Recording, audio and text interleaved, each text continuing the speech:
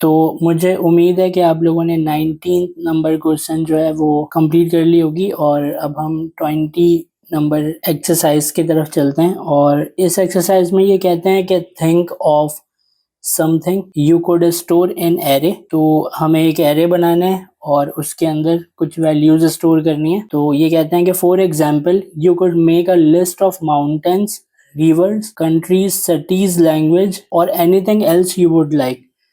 मतलब हमें एक एरे बनाना है और एरे के अंदर हम कंट्री, सिटी कुछ भी रख सकते हैं। तो 4-5 वैल्यूज जो है वो हम एरे के अंदर स्टोर कर देंगे। Write a program that creates a list containing these items. तो हमें एक ऐसा प्रोग्राम बनाना है जिसके एरे के अंदर कुछ वैल्यूज जो हैं वो स्टोर हों।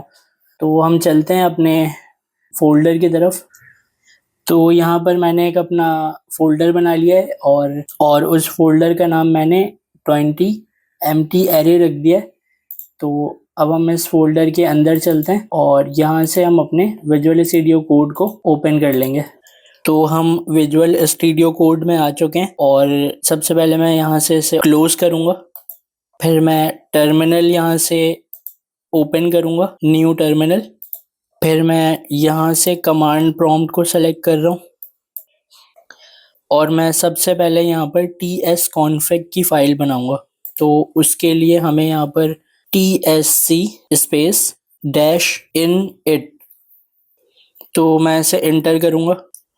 तो आप देख सकते हैं यहाँ tsconfig.json की फ़ाइल बनकर आ चुकी है और अब हम package.json की फ़ाइल बनाएंगे। तो उसके लिए मैं यहाँ पर लिखूँगा npm space init space -y।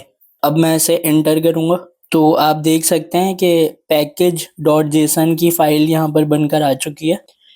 तो अब मैं पैकेज लॉक जेसन की फ़ाइल बनाऊँगा और उसके लिए हम यहाँ पर लिखेंगे npm space i space @types/node लिखेंगे और मैं इसे एंटर करूँगा।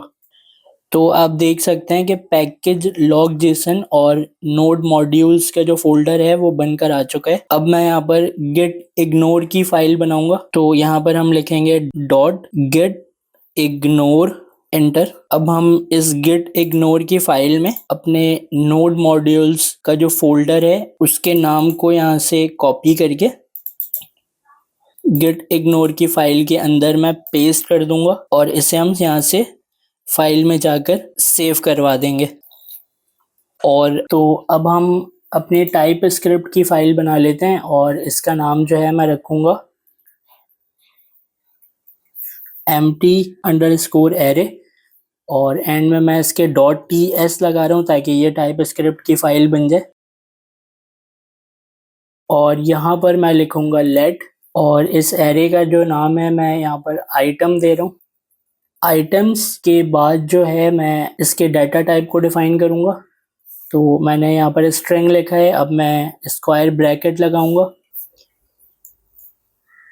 और इज़ इक्वल टू के साइन के बाद मैं यहाँ पर फिर से स्क्वायर ब्रैकेट लगा रहा हूँ और इस स्क्वायर ब्रैकेट के अंदर मैं सिंगल कोटेशन मार्क ले रहा हूँ जो हम स्ट्रिंग के लिए यूज़ करते हैं और इसके अंदर मैं अपनी कंट्री का नाम लिखूँगा।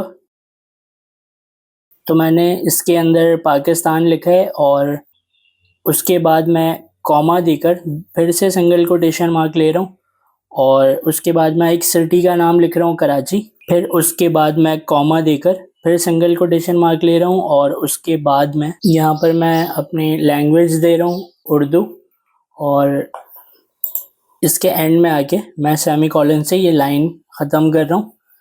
तो कुछ इस तरीके से हमने अपने एक आइटम के एरे के अंदर स्ट्रिंग टाइप की 3 वैल्यूज़ डिफ़ाइन कर ली जो कि 0 इंडेक्स, 1 इंडेक्स और 2 इंडेक्स के ऊपर है। अब हम अपने क्वेश्चन को ज़रा एक दफ़ा देख लेते हैं। तो मैंने अपने क्वेश्चन को यहाँ ऊपर कमेंट करके लिख दिया है कि think of something you could store in array. तो हमने 3 चीज़ें एरे के अंदर स्टोर की हैं। तो यहाँ पर ये असाइनमेंट जो है वो कंप्लीट हो चुकी है और मैं आपको एक और मेथड बताना चाह रहा हूँ जिसकी मदद से आप एम्प्टी एरे के अंदर वैल्यूज़ जो हैं वो स्टोर करवा सकते हैं, ताकि आपको पता चल जाए कि एम्प्टी एरे के अंदर वैल्यूज़ किस तरह स्टोर करेंगे और अगर एरे के अंदर हमें डायरेक्ट कोई वैल्यू लिखनी है तो वो हम किस तरह लिखेंगे, ये दोनों आपको कॉन्सेप्ट क्लियर हो जाए। जो वैल्यूज़ मैंने इस एरे के अंदर रखी हैं तो उसको मैं एक डिफरेंट मेथड से भी अपने एरे के अंदर वैल्यूज़ को स्टोर करवाऊंगा। तो मैं यहाँ पर फिर से एक एरे बना रहा हूँ और उसके लिए मैं यहाँ पर लेट लूँगा और इसका नाम मैं रखूँगा item2 और इसके बाद मैं कॉलन लगा के इसके डाटा टाइप को डिफाइन करूँगा और इसके डाटा टाइप स्ट्रिंग के बाद मैं स्क्वायर ब्रैकेट लगाऊंगा और उसके बाद मैं इक्वल का साइन लगाऊंगा। इक्वल के बाद मैं स्क्वायर ब्रैकेट लगाऊंगा और स्क्वायर ब्रैकेट से बाहर आके मैं सेमी कॉलन से इस लाइन को एंड कर दूंगा। तो मैं अपने इस आइटम नंबर 2 के एम्प्टी एरे के अंदर वैल्यूज़ जो है वो डॉट पुश मेथड की मदद से जो है इसमें स्टोर कराऊंगा और हम देख लेते हैं वो किस तरह करेंगे। तो यहाँ पर मैं लिखूंगा item2 डॉट push पुश, उसके बाद राउंड ब्रैकेट्स और राउंड ब्रैकेट के बाद मैं इसके अंदर सिंगल कोटेशन लेकर जर्मनी लिख रहा हूँ। फिर मैंने कॉमा लगाया है और कॉमा के बाद मैं फिर सिंगल कोटेशन ले रहा हूँ और इसके अंदर मैं सिंगल कोटेशन ले रहा हूँ और इसके अंदर मैं जर्मनी लिख रहा हूँ। तो इस लाइन को मैं सेमी कॉलन से एंड करूँगा और मैं इसमें दो वैल्यूज़ जो हैं और ऐड करवा लूँगा। तो उसके लिए मैं again items2 dot push push जो है वो एक मेथड है एरे का। तो उसके बाद मैं राउंड ब्रैकेट लगा रहा हूँ। राउंड ब्रैकेट के अंदर मैं सिंगल कोटेशन मार्क ले रहा हूँ और सिंगल कोटेशन मार्क के अंदर मैं यहाँ पर इंग्लैंड लिख रहा हूँ और उसके बाद सेमी कॉलन से इस लाइन को एंड कर रहा हूँ।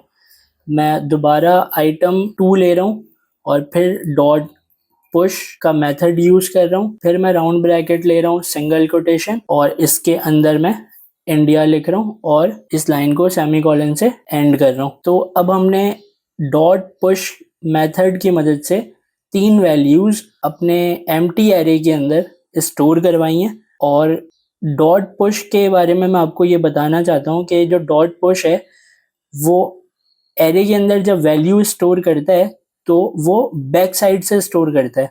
मतलब ये पहले 0 इंडेक्स पे जर्मनी को स्टोर करेगा, फिर 1 इंडेक्स पे इंग्लैंड को और 2 इंडेक्स पे इंडिया को। तो ये एरे की बैक साइड से वैल्यू स्टोर करता है। तो बस अब हम इसे कंफर्म करने के लिए console.log करा लेते हैं। तो मैंने यहाँ पे console.log और राउंड ब्रैकेट ले लिया और इसके अंदर मैं अपने इस item2 को लिख दूंगा और इसके बाहर आके सेमी कॉलन से इस लाइन को एंड कर दूंगा। तो अब मैं अपने कंपाइलर को ऑन कर लेता हूँ और यहाँ से जाकर मैं कमांड प्रॉम्प्ट सेलेक्ट करता हूँ और इसके अंदर मैं TSC लिखकर एंटर करूँगा ताकि ये मेरी फाइल जावा स्क्रिप्ट में कंपाइल हो जाए। और यहाँ पर मैं नोड, मेरी फाइल का नाम .js लिखकर एंटर करूँगा।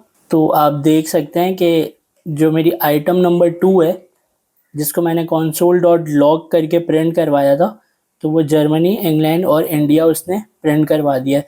तो मुझे उम्मीद है कि आपको ये डॉट पुश का जो मेथड है वो समझ आ गया होगा कि अगर हमें एरे के अंदर वैल्यूज़ को स्टोर करवानी है तो हम डॉट पुश के मदद से वो वैल्यूज़ स्टोर करवा सकते हैं। तो मैं इस चैनल के ऊपर इसी तरीके से गवर्नर सिंध के जो असाइनमेंट और प्रोजेक्ट हैं उसे इजी एक्सप्लेनेशन के साथ सॉल्व कर रहा हूँ और अगर आपको किसी भी किस्म की कोई भी परेशानी इसमें फेस हो रही है कोडिंग के दौरान तो डिस्क्रिप्शन के अंदर हमारा व्हाट्सएप ग्रुप है। उस व्हाट्सएप ग्रुप के अंदर बहुत से लोगों ने अपनी लैपटॉप और कंप्यूटर में आने वाले जो भी प्रॉब्लम है वो रिजॉल्व किए हैं और ग्रुप के अंदर जितने भी लोग हैं वो सारे लोग सपोर्टिव हैं और एक दूसरे की हेल्प कर रहे हैं और पर्सनली मैं भी उन लोगों की प्रॉब्लम सॉल्व कर रहा हूँ क्योंकि काफ़ी लोगों के कंप्यूटर में जो है वो अलग अलग टाइप के एरर्स आ रहे हैं। तो आप सिंपली ग्रुप में जाएं और वहां पर लिखें कि मैं न्यू हूं और मुझे काइंडली हेल्प करें। तो ग्रुप में आपको काफी लोग ऐसे मिल जाएंगे जो आपकी हेल्प करेंगे। इससे उनकी अपनी भी प्रैक्टिस हो जाएगी और आपकी प्रॉब्लम भी सॉल्व हो जाएगी। और एक अनाउंसमेंट ये है कि ऑनलाइन वालों की क्लास जो है वो 25 फरवरी से होगी। और अगर आपको